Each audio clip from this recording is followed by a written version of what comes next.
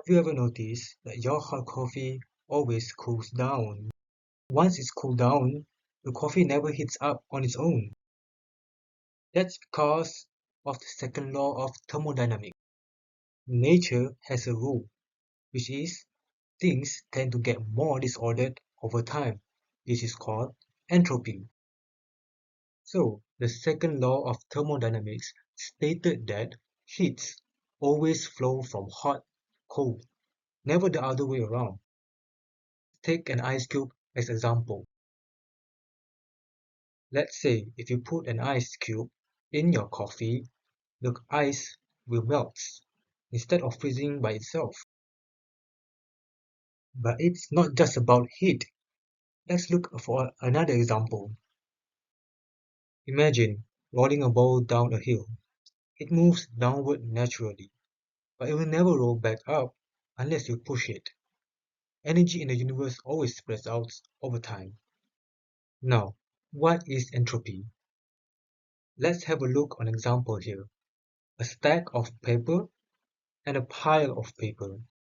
Here's another example. A clean room and a messy room. So what does this example tell us?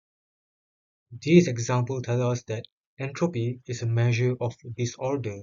The higher the entropy, the more chaotic a system is. Why does entropy matter? Entropy is why machines can never be 100% efficient. Engines lose energy as heat. If you look at a live application such as the internal combustion engine, so how does entropy relate? And what happens in an engine? So what happens in an engine is that a car engine works by converting fuel energy into mechanical energy to move the car. Below are the processes of an engine. First, the fuel burns and gas expands, moves the piston, and the car goes. However, not all of the fuel's energy become useful work. Some of the energy is lost as heat due to the entropy. So where does entropy comes in?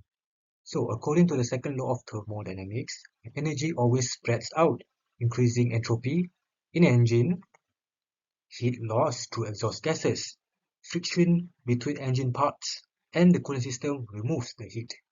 So to conclude, no engine is perfect because entropy always increases, spreading energy in ways that can't be fully recovered.